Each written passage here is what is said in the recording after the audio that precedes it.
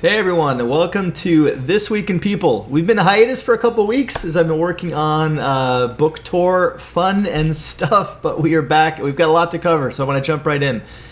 First, the theme to open this show is going to be something that I know we're all experiencing at different levels right now, and that is burnout. And like all of the This Week in People roundups, all of the links to the articles I'm going to be walking you through can be found in the show notes. So I'm basically servicing these articles for you, recommending that you check them out. I think they're helpful.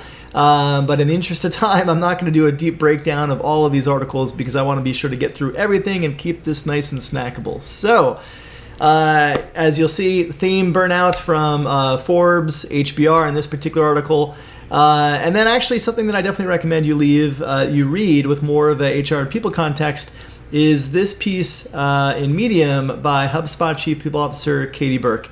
Really getting into some, kind of personal and obviously relatable for those of you who are people practitioners. You have a unique perspective as it relates to burnout in this environment based on the nature of your work. So you're not alone. Read this and it will definitely remind you of that.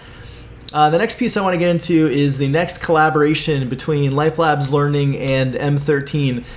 This is a really valuable and meaty free resource for you in helping you scale your culture.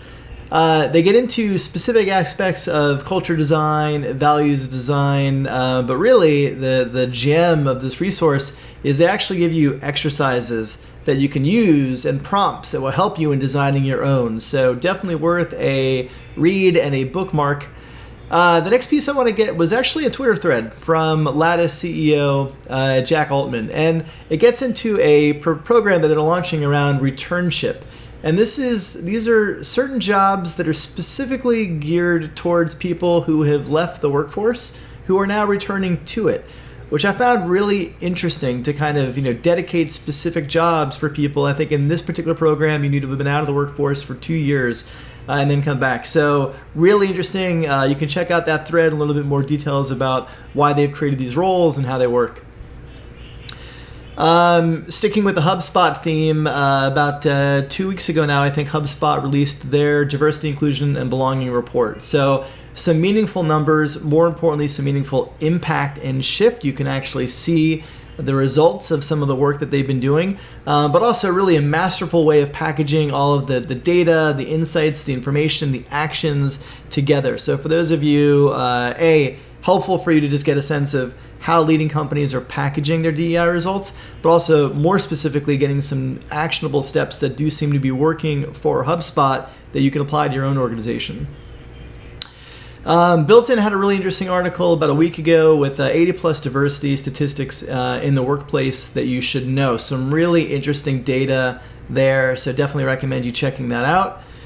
GitLab, we're all obviously remote, hybrid, some version of that. We're probably remote for those of us who have the ability to be right now, but I had a really interesting chat with their head of remote, Darren Murph, in the Redefining HR Fireside Chat series. You can find that on this website as well.